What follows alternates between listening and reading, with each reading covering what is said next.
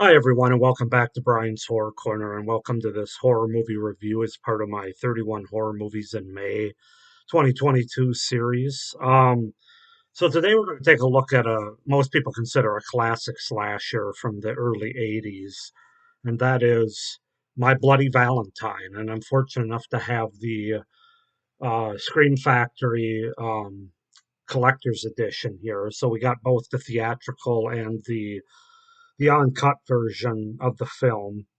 So yeah, we're going to go ahead and get into My Bloody Valentine, the original from 1981. So I'll just start with the setup, the premise, and the cast, and then I'll get into my thoughts and review. So My Bloody Valentine's a 1981 Canadian slasher film directed by George Mahalki,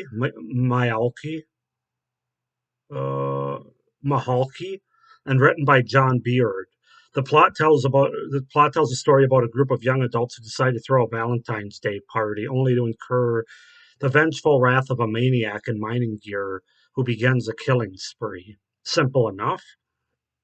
So the film opens inside a mine shaft. A female miner takes off her gear in front of another miner. When the woman performs a striptease, the miner pushes her onto a mining pickaxe, killing her. Mayor Haniger of Valentine Bluffs, a Canadian mining town, reinstates the traditional Valentine's Day dance, which has been suspended for 20 years. A group of young residents are excited about the dance and the reinstatement of it. Um, Mayor Haniger and the town's police chief, Jake Newby, receive an anonymous box of Valentine chocolates containing a human heart and a note warning that murders will begin if the dance proceeds. So that's pretty much the setup and the premise of the movie.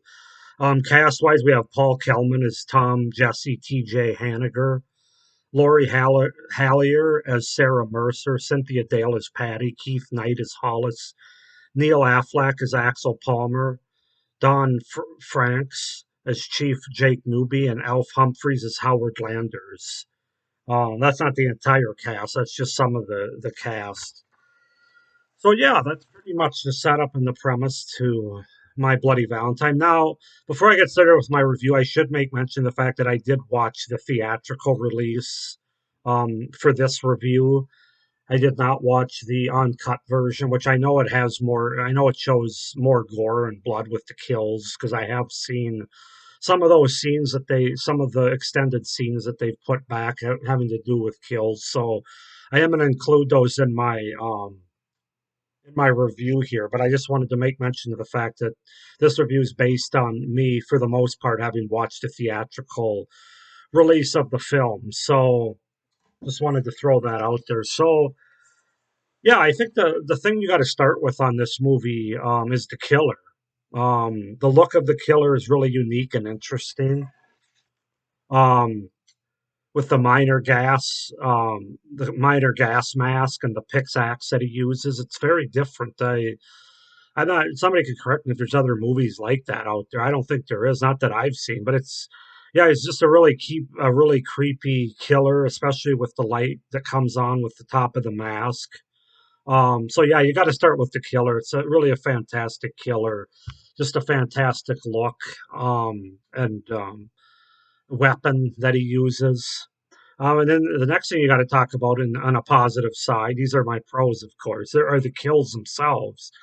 And as I said in the theatrical release, the kills, of course, are cut. They basically show like a second or two of them, as opposed to the uncut version where they sort of the camera sort of stays on a bit longer as they go through with the kills. The prime examples are like some of the more famous kills, the pickaxe up through the chin that comes out the eyeball.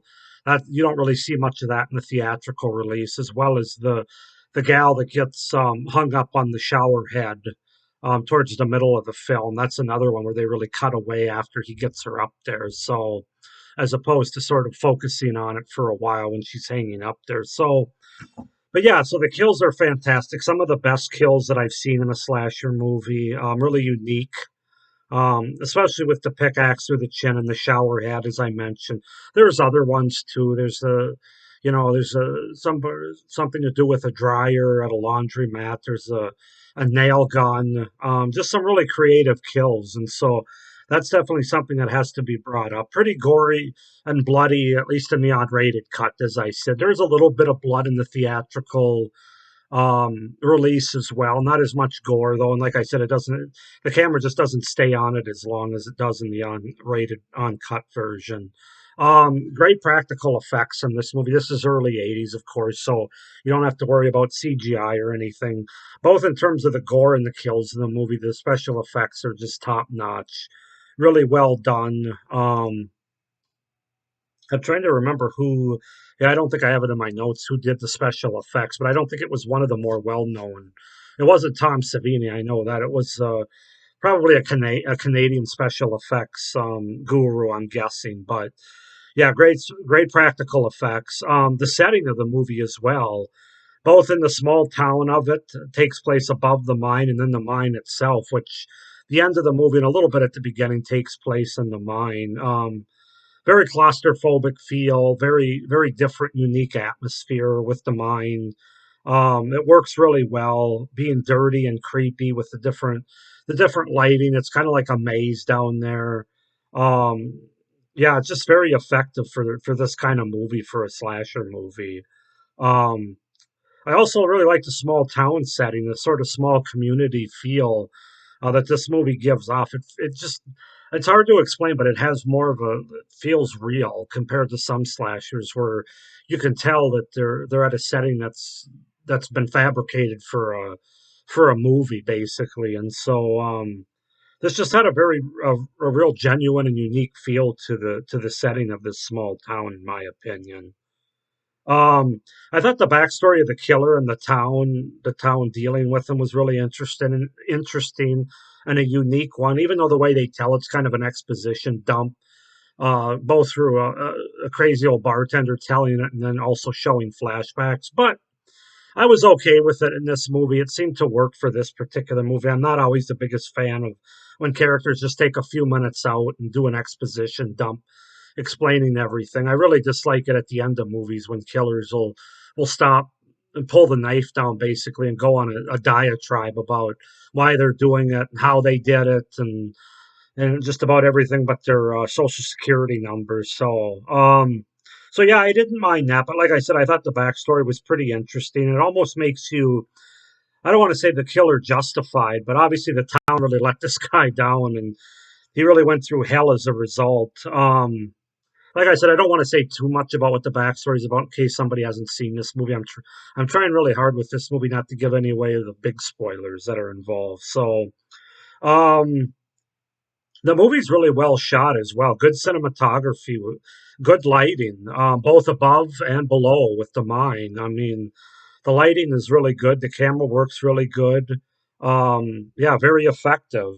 Um, I also have to talk about the characters. The characters, well, I feel like there might be a few too many that they didn't need to throw quite so many young people in this movie. I think they probably could have cut it in half and still been pretty effective. But I will say that they feel like real people. Like if you were dropped into a small community, a small town like this, they actually talk and act like real people, as opposed to some slasher movies where you got actors that know they're in a slasher movie and are acting like they're in a slasher movie. In this movie, for the most part, and it's not perfect across the board, but I felt like the characters felt more genuine, kind of like the setting of the community town.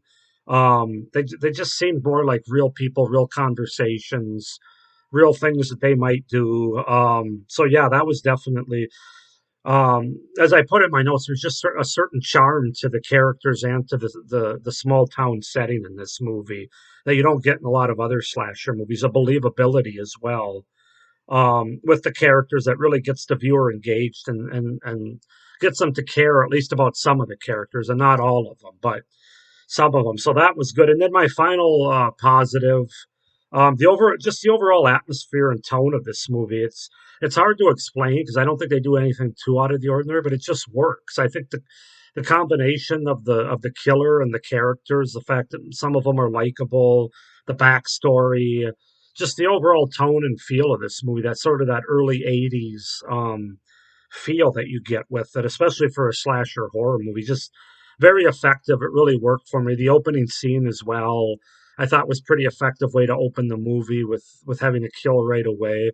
And I also got to talk about the ending credits with that song that they made specifically for this movie. I forget how it goes. I've only watched this movie once. If I didn't mention that, this is actually the first time I've ever seen My Bloody Valentine. I know, shameful after over 40 years, but I really enjoyed that song in the ending credits. It made me keep the movie on longer than normally.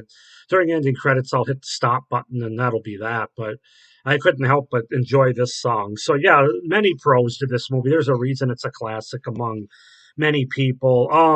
There are a few cons though that I have to bring up, that things that didn't work for me. The biggest one is the reveal of the killer, or sort of the twist at the end.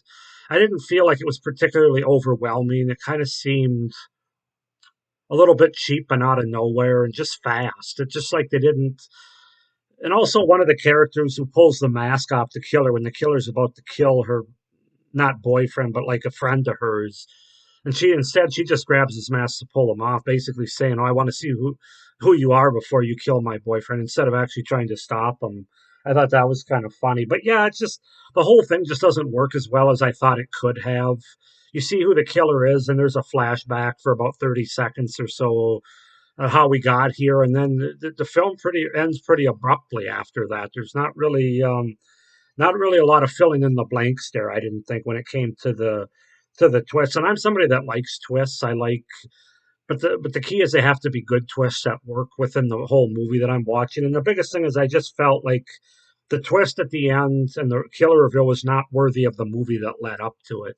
In other words, the movie was kind of leading like this, and then we get to the reveal, and it was just kind of like, okay, that's it, huh? All that build up, and then it just plateaus. That's how I felt anyway. Maybe I'm alone in that. I'm not sure. I just wanted a little bit more from it.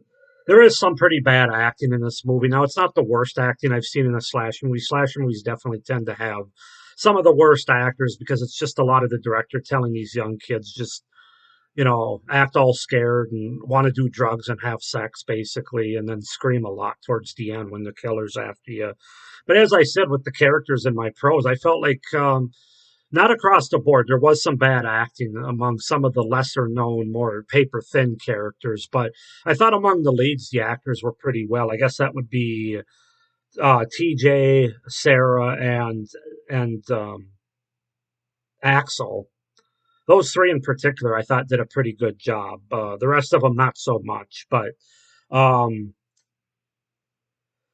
there's no TNA in this movie, so if you're looking for something with nudity and sex, this ain't gonna be your movie. The closest they get's that very opening shot where she's doing the strip tease, but even with that, she's got a bra. And it's just not that kind of movie. It's a Canadian film. They probably didn't feel the need to have TNA, and actually, this film was good enough where they didn't. I mean, so that's just something I wanted to point out for those of you that might like those. I know that's pretty common in slasher movies. That's the only reason I bring it up. As I mentioned before, some of the characters are written pretty thinly. There's not a lot given about them to make us care when they die. Part of that, I think, is just having so many characters in this movie. Like I said, I think they could have had five or six, and of the young people, not taking aside the older lady and the sheriff and the mayor, they were fine. But like of all the young kids, I think they had like eight or ten. It felt like, and I think you only needed five or six really. So that probably is kind of that's probably part of that. It's hard to write 10 really solid, deep characters, especially in a slasher. So that was one thing that stood out. I wasn't a huge fan of the flashbacks that they had, both when they were sort of explaining the backstory of the movie, and then at the very end when the killer is revealed.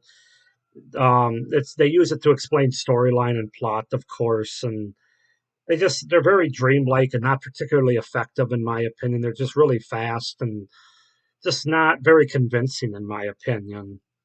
And it is a typical slasher with all the tropes and the characters that make some bad decisions, especially wants to kill. Although I will say that one thing that was nice and different for a slasher is a lot of the young people that were still above ground when they found out that Harry Warden, who was the name of the killer, was back. they were told to get the F out of Dodge, and they did get the F out of Dodge. They didn't say, "Oh, well, I gotta go check on so and so, and I gotta stick around and finish my beer or anything like that." So I'll give them credit for that too, because typically, but there's still other things, as you would expect, typical cliches in slasher movies. But like I said, this one was a lot better than some of the other ones, and a lot of that's to serve the plot and the story to move the movie forward. I get all that. Also, you have the old guy warning the young people, aka Crazy Ralph from Friday the 13th, which I'm sure was kind of a rip off there. It's just another sort of trope, but not really a huge con. But that's really all I have for cons, to be honest with you. I'm excited to put it all together and watch the uncut version of this movie as well. Like I said, I'm familiar with the kills in the uncut version, but I know they added 3 minutes. Sadly, the MPAA, as they so want to do especially in the '80s and beyond, they actually cut 9 minutes out of this movie because of the kills and the gore and the blood. They were able to put 3 minutes back with this uncut. So you're still missing 6 minutes of the original movie as it was intended to be seen. So I can only imagine how good this movie would be if they had all those complete, and maybe someday they'll get all 9 minutes put back. And I know that I thought I read somewhere that the footage is out there somewhere, but there's all kinds of copyright and stuff, and I'm not going to get into that whole diatribe about how all that works. But they were able to put 3 minutes, and I have seen the kills, even though I watched the theatrical cut. I've seen the uncut rated version of those kills, not the whole movie, but I will. Just a great slasher movie. Definitely one of the best standalone slashers, right up there with The Burning and Black Christmas. I know there's a remake of this in 2009, a 3D version, a remake. I haven't seen it. I've heard it's not the worst remake in the world, but definitely not as good as this one. That's just what I've heard. So, yeah, I'm going to give this movie a 9 out of 10, though, as far as the rating goes. This is a fantastic movie. Um, it's a good movie to watch around Valentine's Day, of course, but really, I mean, I'm watching it in May, so really any time of the year. It does have a lot of great Valentine atmosphere too within the town. I didn't mention that, but obviously you got boxes of hearts with candy hearts as well as real hearts in them. So that was kind of an interesting dynamic there. But yeah, just a fantastic slasher. Um, Very unique and different and charming. That's the best way to say it. So 9 out of 10 for My Bloody Valentine from 1981. Go ahead and comment down below, guys, if you've seen My Bloody Valentine, the original from 1981. Tell me what you think of the movie. Do you love it? Don't you like it as much as some other people? Please like this video and hit the little notification bell down below so you don't miss any of my upcoming videos. And please subscribe to my channel so you don't miss any of my great horror content coming up, not only the rest of this series, but over the next several months. So, thank you for watching this video review and have a great day. Stay scared. Bye.